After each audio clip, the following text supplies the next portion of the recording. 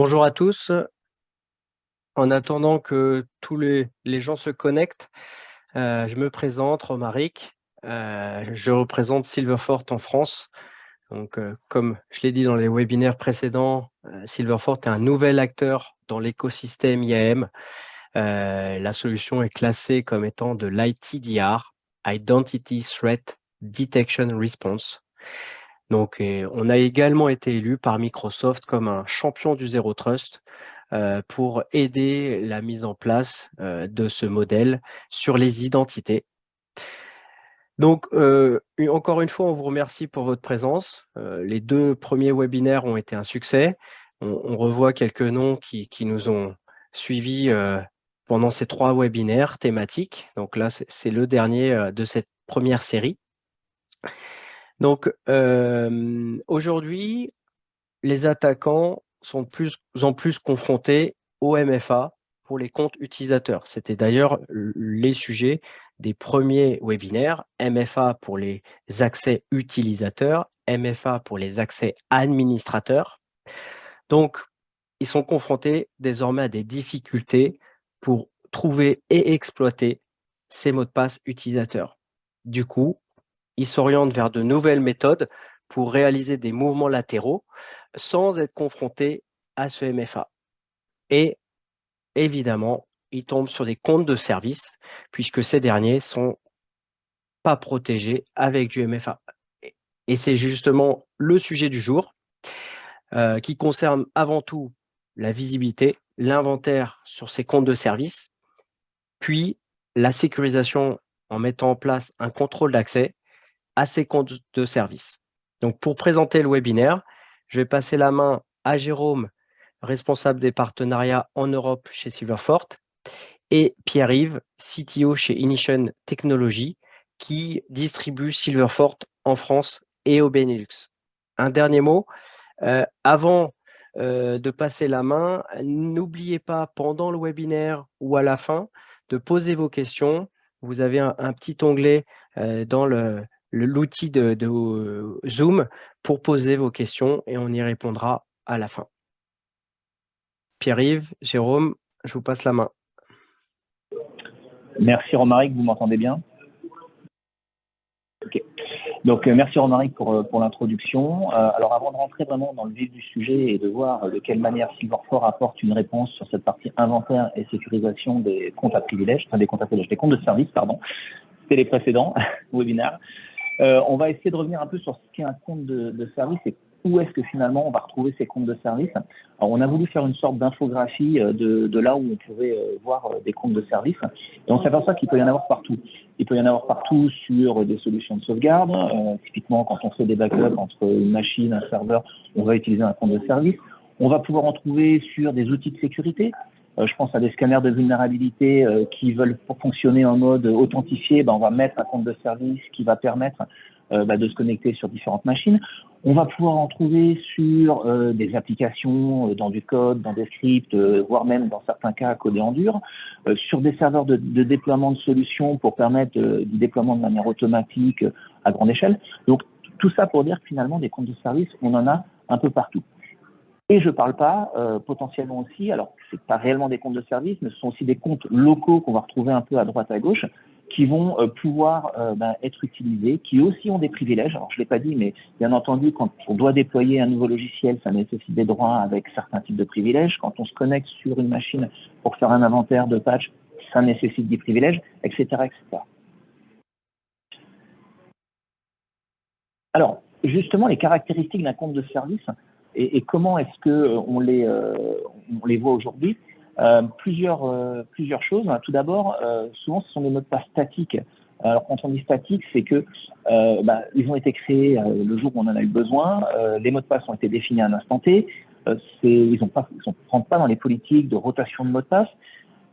Ils sont rarement changés de ce fait-là. Ils peuvent être très vieux, du coup, voire certains comptes de service qui peuvent être oubliés parce que on installe un jour une solution et 3, 4 ans, 5 ans plus tard, la solution est toujours en production, mais on ne sait pas qu'un compte de service tourne derrière. Donc, c'est déjà une première caractéristique du compte de service. Le deuxième point qui caractérise aussi l'utilisation des comptes de service, c'est qu'on n'a pas ou peu de visibilité finalement sur les authentifications qui sont utilisées à travers ces comptes de service. Entre guillemets, la seule façon qu'on pourrait avoir de la visibilité dans un mode normal, c'est d'activer des logs d'audit sur l'ensemble des serveurs ou sur les applications qui sont utilisées, ce qui, dans la majorité des cas, n'est pas fait. Donc, c'est un problème. On ne connaît pas les mots de passe qui sont utilisés, on ne sait pas quand est-ce qu'ils sont utilisés, donc ça nous amène déjà deux, trois petits problèmes. Le troisième point, c'est que, comme je le disais tout à l'heure, ils ont un certain nombre de droits, ils ont un certain nombre de privilèges qu'ils peuvent utiliser sur quand ils s'exécutent. Encore une fois, je fais une sauvegarde, je vais récupérer toutes les informations qu'il y a sur le serveur. Ça m'oblige à avoir des droits. Donc, ça leur donne quand même un certain pouvoir au sein du système d'information qu'il faut considérer. Et puis, c'est un peu une corollaire de tout ça, c'est le fait de pouvoir les modifier. Comme ils sont utilisés un peu partout sur plein d'applications, très souvent utilisés par des owners d'applications, donc des responsables d'applications, les modifier ont des impacts qui ne sont pas forcément maîtrisés parce qu'on ne sait pas quelle va être la chaîne finalement qui suit l'utilisation de ce compte de service. Et donc du coup, ils sont rarement modifiés en termes de mot de passe. Alors tout ça nous amène finalement à un certain nombre de risques. Tout d'abord, le vol de ces comptes, le vol de ces mots de passe. Vu que ce sont des comptes qui ont des privilèges, qui sont rarement modifiés, ça devient la cible des hackers qui se disent si jamais j'arrive à récupérer un compte de service, je vais avoir un peu plus de temps qu'un compte utilisateur lambda pour pouvoir, par exemple, casser le mot de passe, utiliser des machines qui vont me permettre de récupérer l'ensemble de ce compte. Ça, c'est le premier point. Le second point, c'est qu'à partir du moment où j'ai des privilèges qui sont assez élevés sur ces comptes-là, plutôt que d'utiliser un compte utilisateur dont je ne connais pas finalement l'impact en termes de droits, je vais utiliser un compte de service qui va me permettre de passer d'une machine A à une machine B pour lancer un malware, lancer une attaque, pour un ransomware par exemple. Donc ça, c'est un autre risque qui est vraiment très important, parce que souvenez-vous ce que je disais sur la caractéristique du compte de service tout à l'heure, on a peu de traces de leur utilisation. Si jamais j'ai peu de traces de leur utilisation et qu'ils sont utilisés sur des mouvements latéraux, ça va être compliqué pour moi de reconstruire finalement toute la chaîne d'attaque. Le fait que ce compte-là soit partagé est ça aussi un risque. Alors, ce qu'on entend par partagé, c'est que souvent, c'est le même compte qui peut être utilisé sur plusieurs applications. Du coup, plusieurs personnes connaissent ce compte-là. On sait très bien qu'un mot de passe est censé être un secret. Plus on partage ce secret entre différentes personnes, plus il devient un risque. Et ça, c'est une vraie problématique qui fait que, de la même manière, à partir du moment où j'ai plusieurs personnes qui connaissent ce compte-là, il peut être utilisé, et on l'a déjà vu dans certains cas, par des personnes physiques qui préfèrent utiliser un compte de service. Alors, soit pour des raisons de simplicité, parce que le compte de service a des droits particuliers que l'utilisateur n'a pas, soit pour cacher finalement une action potentiellement malveillante en son nom. Donc, plutôt que d'utiliser mon compte administrateur, je vais utiliser ce compte de service. Finalement, on ne saura pas que ça sera moi qui va l'utiliser, et ça me permet quand même de faire des dégâts non négligeables sur le système d'information. Le côté invisible, on en a parlé tout à l'heure. Le côté invisible, il est sur la partie du fait que j'ai pas de monitoring, j'ai pas de suivi, j'ai pas de traçabilité de qui fait quoi. Et c'est clé parce que, encore une fois, j'ai des comptes à privilèges qui sont utilisés, ou des comptes qui ont beaucoup de droits qui sont utilisés sur le système d'information, sur lequel je n'ai pas de visibilité. Donc tout ça, ce sont des risques qui nous amènent à voir quelles sont les solutions qu'on peut avoir aujourd'hui. Alors, aujourd'hui, on a des approches qui vont permettre la sécurisation de ces comptes de service, des approches assez traditionnelles sur base de coffre-fort, de Vault, donc coffre-fort numérique, et de privilege access management, donc de gestion de comptes à privilèges. Alors, le petit robot que vous voyez en haut à gauche, donc c'est pour illustrer justement le fait que ça soit un compte de service, une machine. Vous allez le retrouver dans les slides suivants. Je l'introduis maintenant, comme ça Jérôme n'aura pas besoin de le faire dans les slides suivants. Donc le principe il est assez clair, c'est finalement je dois stocker ces comptes de service dans ce coffre-fort numérique pour qu'à partir du moment où mon serveur, mon application qui a besoin de l'utiliser, au moment où il va aller accéder à son serveur, à son application destinatrice cible, il va aller requêter le coffre-fort numérique pour récupérer ce mot de passe et pour l'injecter dans sa connexion. Alors, tout ça, ça veut dire quoi? Ça veut dire que j'ai besoin d'un coffre-fort qui soit redondé à minima. J'ai besoin d'importer ces mots de passe. Qui veut dire importer ces mots de passe veut dire j'ai besoin de connaître l'ensemble de ces comptes de service. Et ça, par expérience, je peux vous assurer que c'est quelque chose qui est très complexe à mettre en œuvre dans les entreprises. J'ai besoin de mettre en place de la rotation de mots de passe. Le point qui, pour moi, est le plus complexe à gérer, c'est que j'ai besoin de modifier les applications. Mon petit robot en question, qui peut être un script, comme on l'a vu tout à l'heure, qui peut être une application de sauvegarde, etc. J'ai besoin de modifier son comportement. Modifier son comportement pour qu'il puisse, pour lui dire, non pas utilise tel compte, mais va chercher tel compte à tel endroit. Et ça, finalement, ça amène beaucoup de contraintes, des contraintes qui sont du fait que les applications ne sont pas nativement compatibles avec l'utilisation de tel type de Vault ou tel type de solution de Privileged Access Management. Ça nécessite d'impliquer les métiers qui ont développé les applications initialement pour leur dire maintenant, c'est plus le mot de passe en question qu'il faut utiliser. Encore une fois, c'est modifier le code pour pouvoir dire quel est le process d'authentification, qui implique qu'à partir du moment où coffre-fort, même s'il est redondé, mais si jamais j'ai un problème réseau et que mon robot, mon service ne peut plus accéder à l'application en question, l'application ne peut plus fonctionner. Donc, on se retrouve avec une interruption de production. Et puis, on rentre sur deux autres problématiques qui sont le fait qu'on va se retrouver bloqué ou en tout cas enchaîné avec certains types de vendors parce que le bout de code à redévelopper ou la façon dont l'application doit fonctionner est très souvent spécifique à la solution PAM qu'on va mettre en œuvre. Et puis, le temps d'implémentation.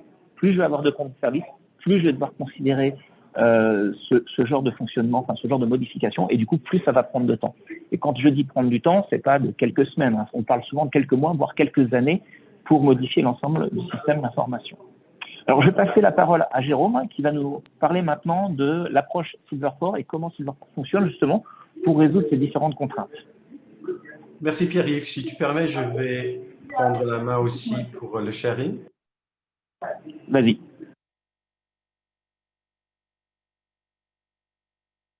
Tu dois d'abord arrêter le sharing de ton côté.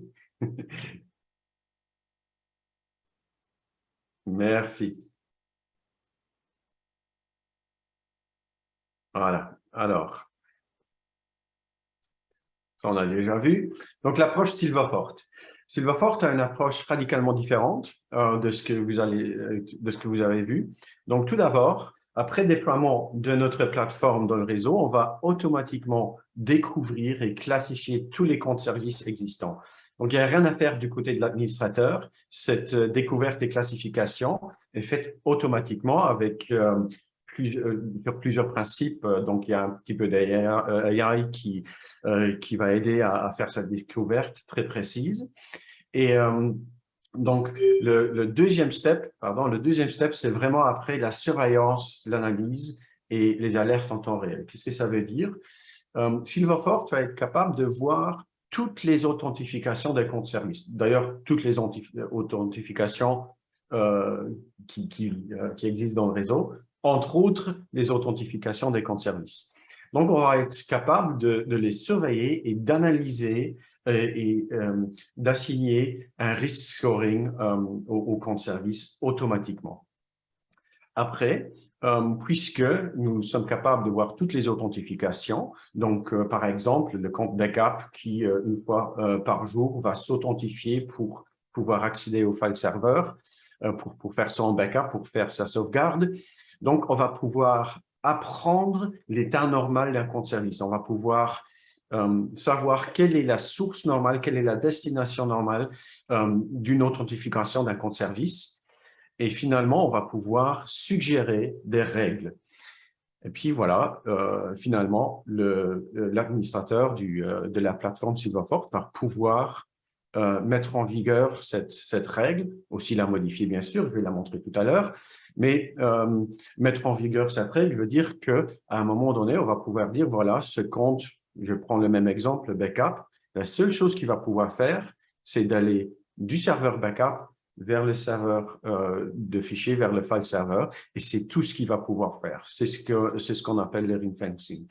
Donc, qu'est-ce que ça veut dire? Ce compte service, à partir de ce moment, ne va pas plus être utilisé pour faire du lateral movement, il ne va pas plus être utilisé pour faire autre chose que son backup. Quels sont les avantages? Tout d'abord, comment ça marche? Donc, on va prendre le même exemple, le compte service backup ou déploiement soft ou autre. À un moment donné, vont faire une demande d'accès à un file server, à un serveur SQL ou autre, donc à une ressource qui existe quelque part dans l'Active Directory. Et à ce moment-là, cette requête, qui en général va être un ticket Kerberos, va être envoyée vers l'Active Directory. Et en fait, Silverfort a un petit agent qui tourne sur l'Active Directory, qui tourne sur le domaine contrôleur, qui va voir cette requête d'authentification, qui va voir cette demande, et va pouvoir appliquer la politique.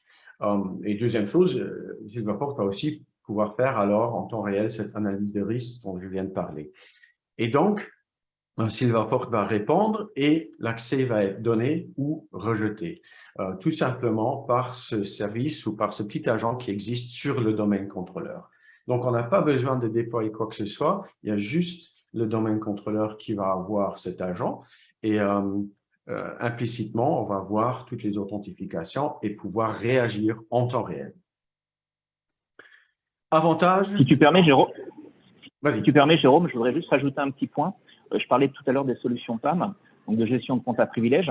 Le fait déjà d'avoir cette vision complète sur l'ensemble des comptes de service et le fait de pouvoir limiter finalement les accès entre un point A et un point B, comme tu l'as expliqué, ça vient être complémentaire aussi à ce que peuvent faire les solutions de PAM. C'est pas parce que j'ai mon compte de service qui est stocké dans un Vault que il est complètement sécurisé.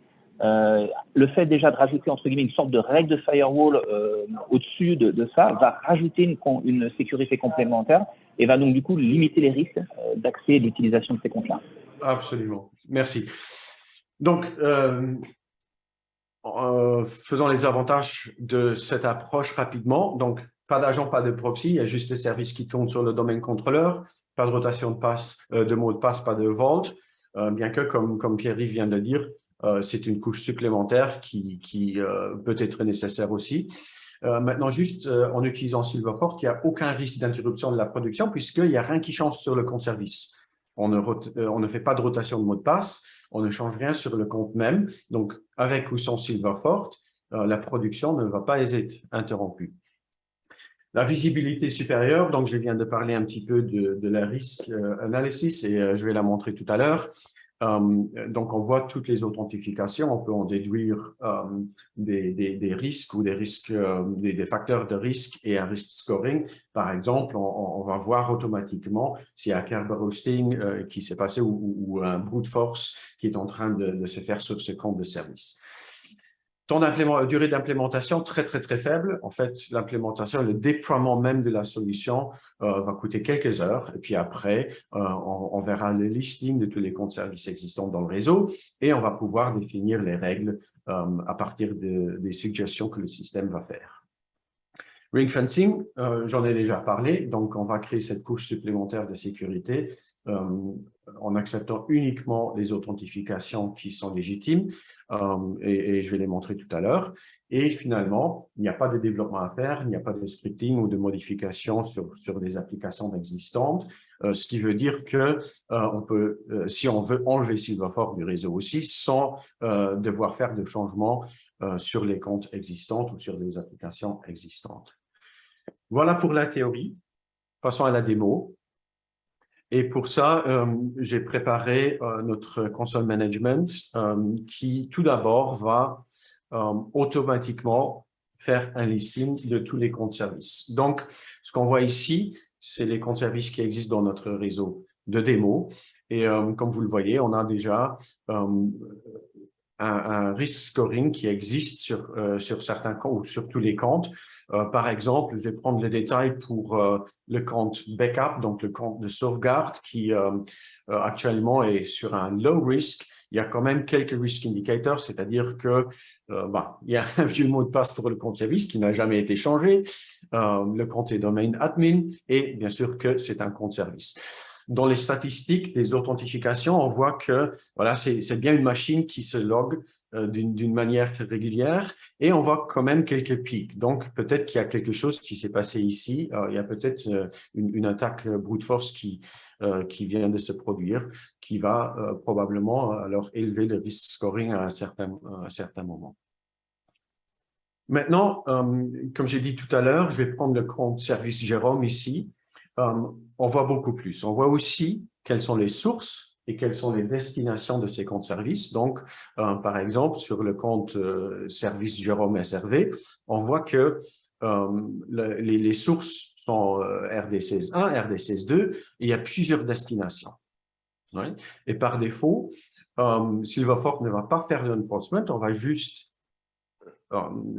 visibiliser tous les sources et les destinations, et ce qui fait que le compte service va toujours plus être utilisé en tant que par un ransomware, par exemple, pour faire du lateral movement. Pour faire un exemple, ici, j'ai une machine Windows et on voit que actuellement je suis logué sur la machine RD16.1. Et avec cette ligne de commande, je vais utiliser ce compte service Jérôme B qu'on vient de voir pour accéder à la machine 2 avec son mot de passe, et je vais démarrer une ligne de commande sur la machine 2. Et on voit bien que, voilà, je me trouve sur la machine 2 juste en utilisant ce compte service. Voilà. Maintenant, ce que Silverfork peut faire, puisqu'on a identifié les sources et les destinations, je peux faire un enforcement, c'est-à-dire je peux dire maintenant, à partir de ce moment-là, supposons que c'est notre compte sauvegarde, notre compte backup, qui a uniquement le droit d'aller de la machine backup vers la machine file server, par exemple. Donc, c'est la seule chose qu'on va accepter que cette machine pourra faire. Donc, je vais essayer exactement la même chose du côté de ma workstation, et j'ai un message erreur ici, donc je me trouve toujours bien sur la machine 1. Je n'ai plus le droit d'aller vers une autre machine que App1 qui a été définie par les règles Silverfork. Donc, enforcement en temps réel pour tout ce qui est compte service, après qu'on a vu toutes les sources, toutes les destinations et suggéré une règle, on va pouvoir bloquer cet accès pour toute autre tentative d'authentification. C'est ce qu'on appelle notre ring fencing. Voilà pour la démonstration. J'espère que ça a été clair, et je passe la main à Romaric pour la partie questions-réponses. Oui, je vais laisser Pierre-Yves répondre à la question qui a été posée de Christophe Lenoir. Ok, ouais, alors quelle sécurité pour accéder au Vault? Les hackers peuvent-ils donc récupérer l'accès facilement? Alors, le principe de Silverfork, si vous avez bien vu comment ça fonctionnait, on n'utilise pas du tout de Vault, justement. Maintenant, une des options, comme je le présentais, qui est les approches principalement gestion de compte à privilèges type PAM, utilise ce Vault. Ce qui se passe dans un mode de fonctionnement normal, c'est qu'il y a une authentification basique entre la source et le Vault pour permettre de savoir qui accède au coffre-fort numérique. Dans le cas d'un utilisateur, on peut mettre en place du MFA. Dans le cas d'une machine, c'est compliqué de mettre en place ce genre de choses. Donc, on peut mettre des authentifications par certificat, mais c'est vrai que c'est assez rare. Donc, la cible, le Vault va devenir du coup une cible du pirate. Enfin, ça reste une cible du pirate, clairement. Et c'est pour ça que si jamais on veut, dans un principe de gestion de risque et qu'on veut limiter ces risques, le fait de rajouter l'approche de Silverfork avec source, destination, j'autorise, j'interdis sur les comptes de service, ne va pas empêcher finalement le hacker de récupérer ce compte de service s'il le désire, mais en tout cas, il va limiter son périmètre d'exploitation au strict minimum. Jérôme, si tu veux compléter la réponse. Tu es en mute.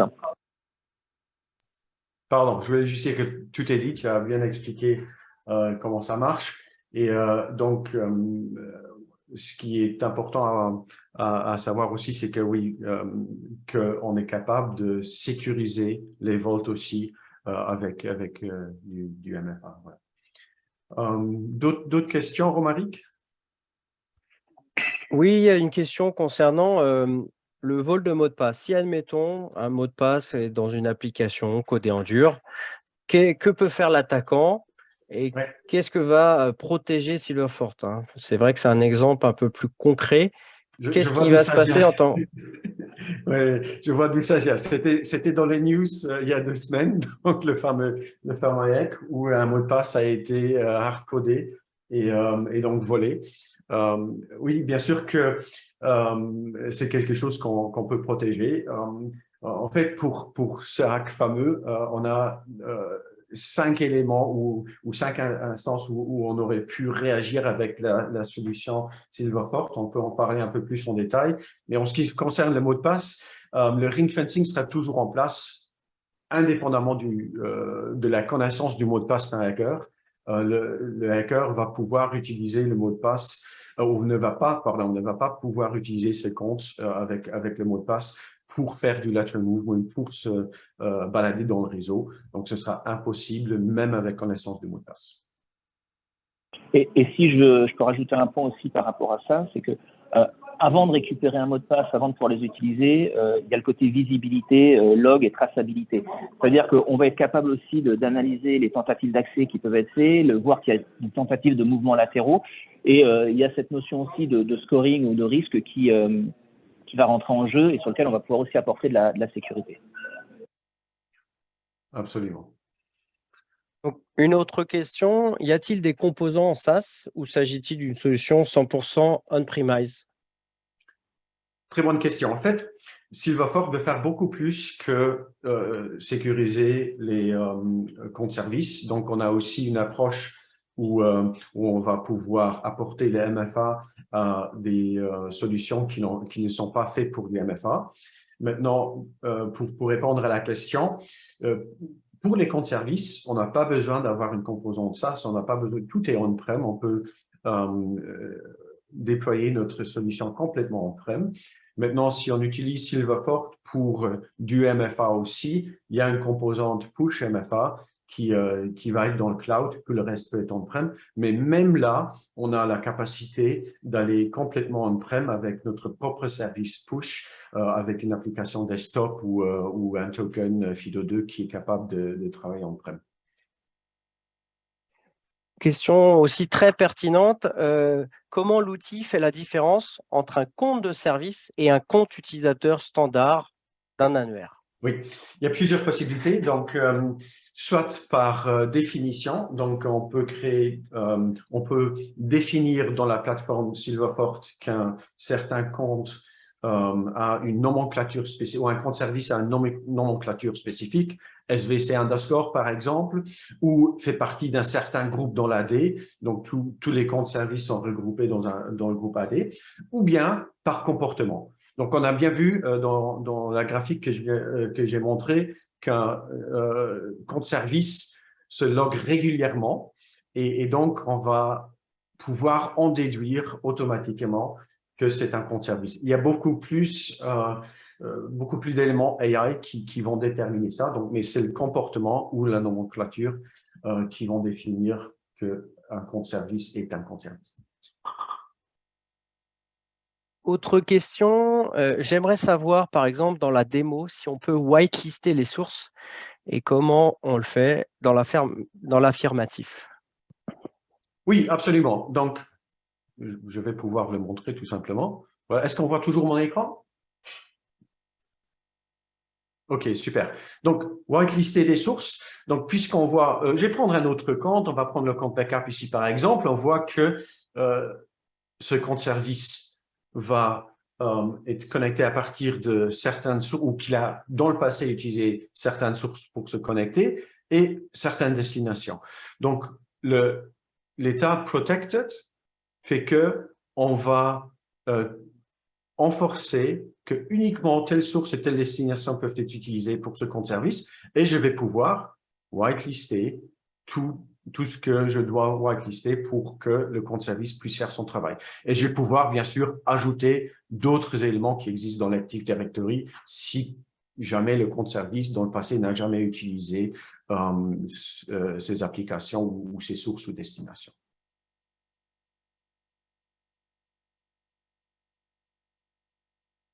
En termes de questions, on a à peu près couvert l'ensemble des questions et tout répondu. Il est 16h30.